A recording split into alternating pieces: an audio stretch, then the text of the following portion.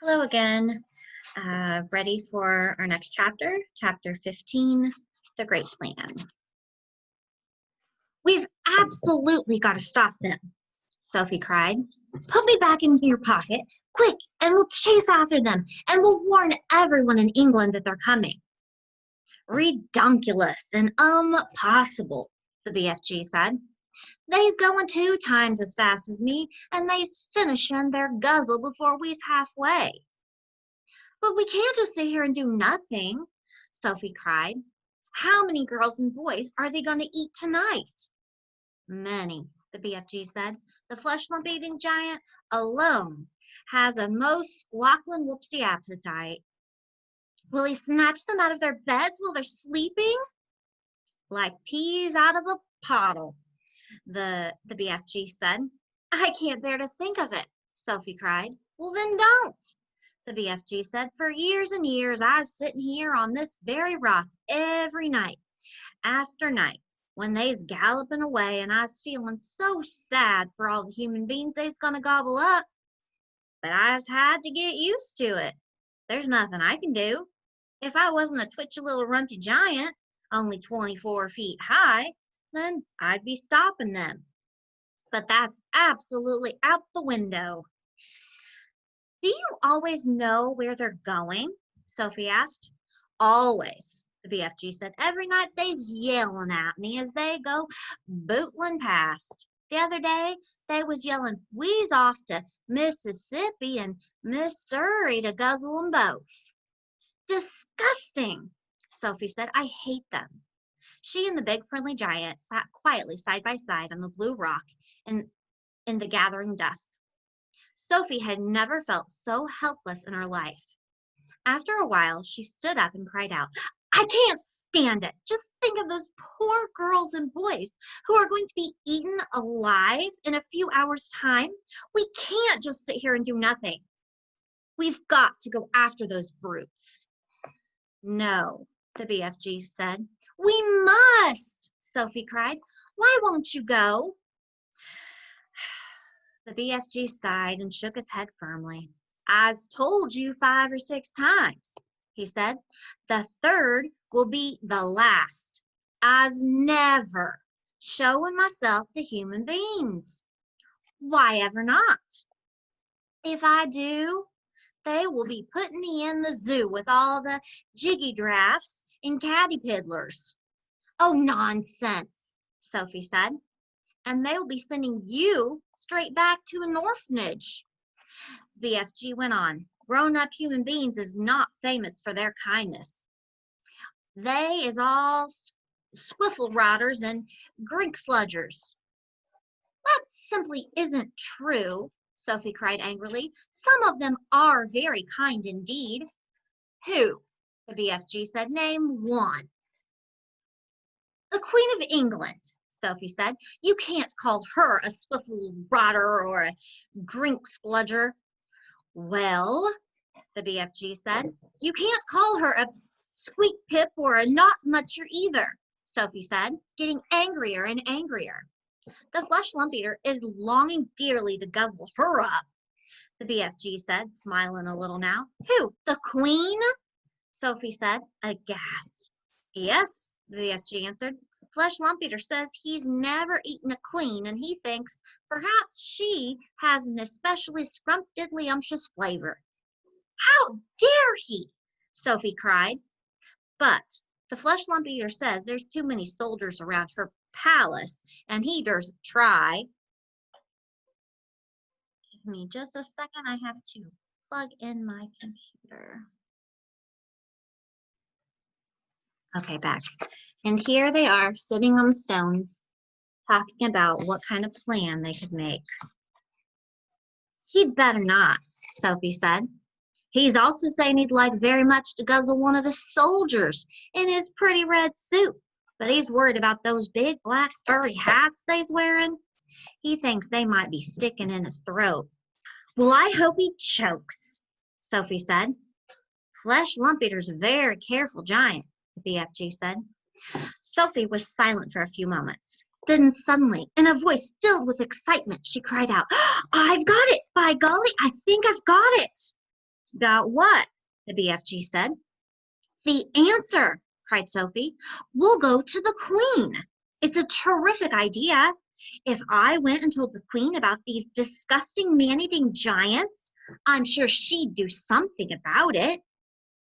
The BFG looked down at her sadly and shook his head. She's never believin' you, he said. Never in a month of Mondays. I think she would. Never, the BFG said. It is sounding such a wonky tall story the Queen will be laughing and saying, what awful rub squash.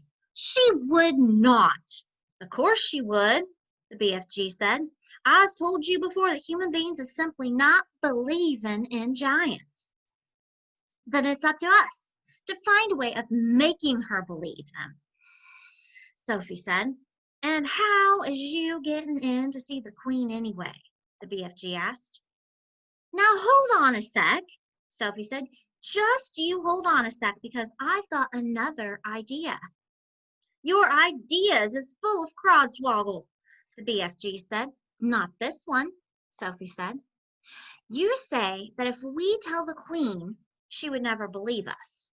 I'm certain she wouldn't, the BFG said. But we aren't going to tell her, Sophie said excitedly. We don't have to tell her.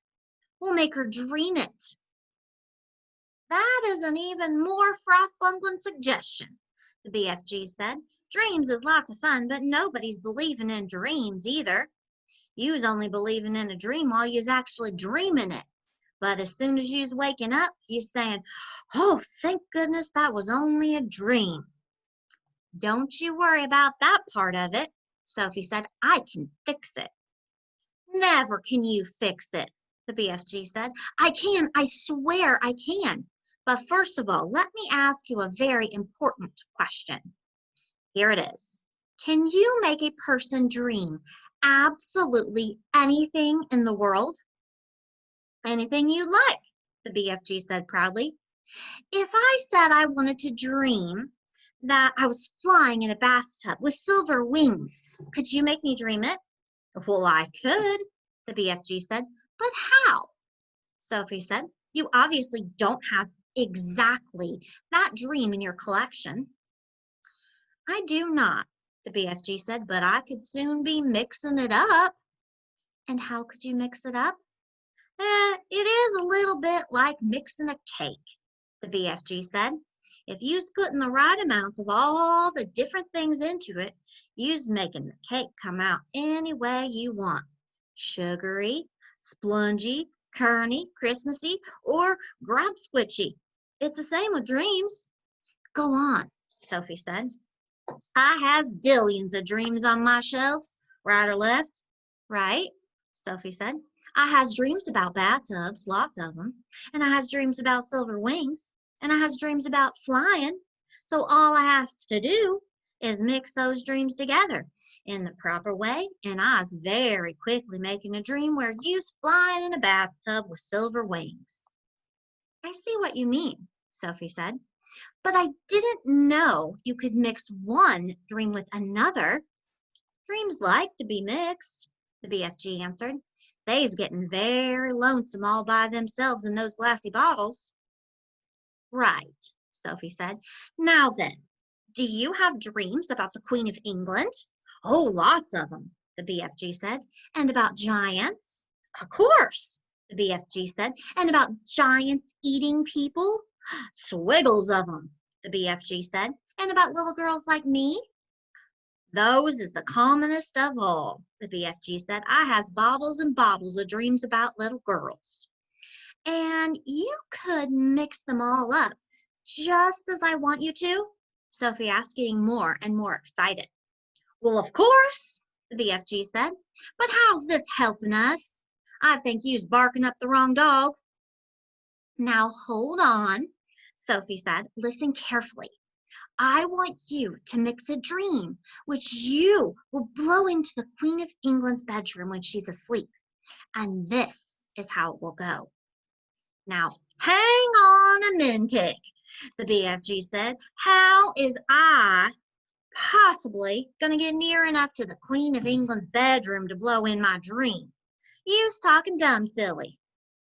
I'll tell you that later, Sophie said. For the moment, please just listen carefully. Here's the dream. I want you to mix. Are you paying attention? Very close, the BFG said. I want the queen to dream that 9 disgusting giants, each one about 50 feet tall, are galloping to England in the night. She must dream their names as well. What are their names again? Flesh lump eater, the BFG said.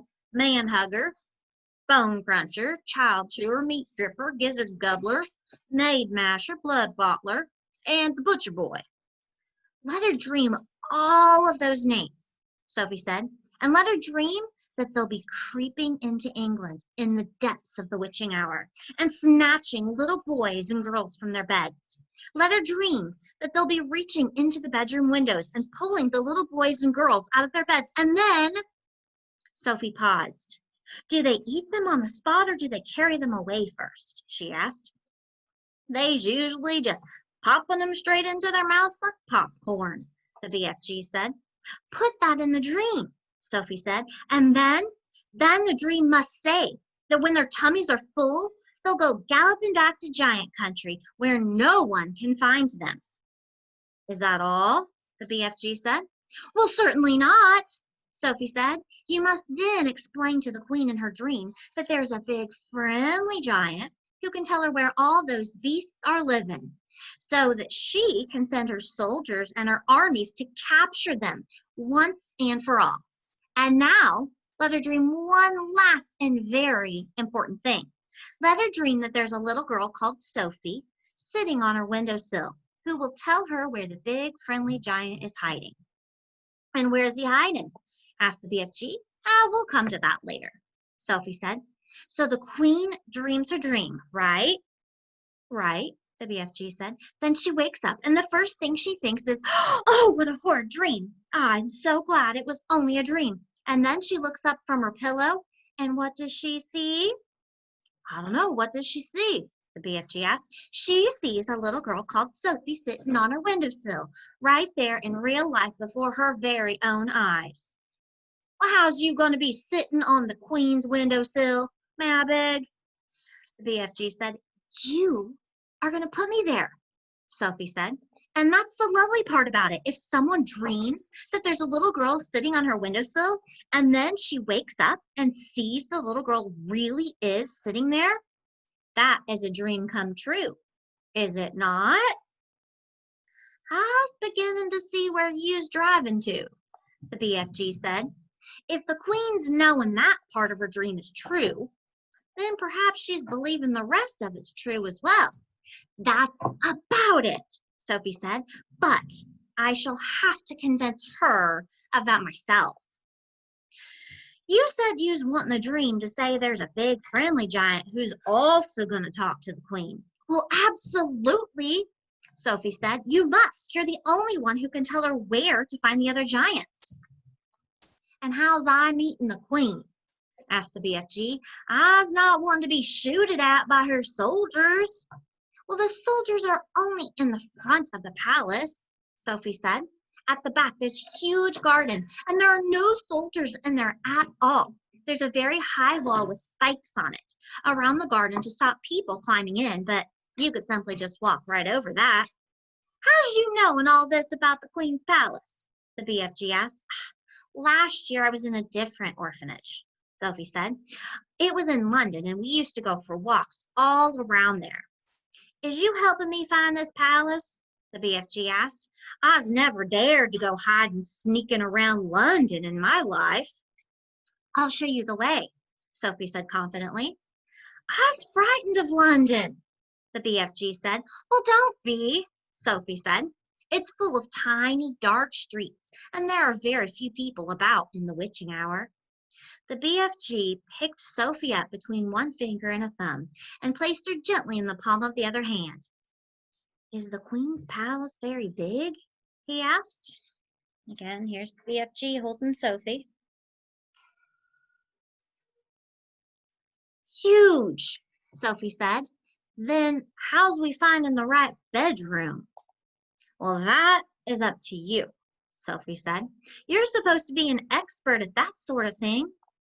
And you is absolutely sure the queen will not put me in a zoo with all the caddy peddlers? Of course she won't, Sophie said. You'll be a hero and you'll never have to eat schnozcumbers again. Sophie saw the BFG's eyes widen. He licked his lips. You mean it? He said. You really mean it? No more disgusting schnozcumbers? You couldn't get one if you wanted to, Sophie said. Humans don't grow them.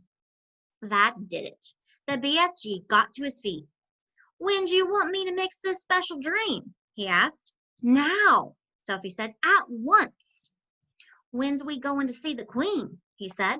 Tonight, Sophie said. As soon as you've mixed the dream.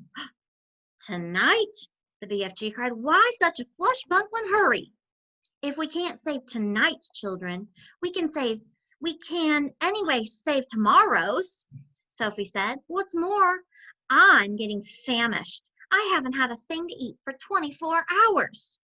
Well, then we'd better get crackling, the BFG said, moving back toward the cave. Sophie kissed him on the tip of his thumb. I knew you'd do it, she said. Come on, let's hurry.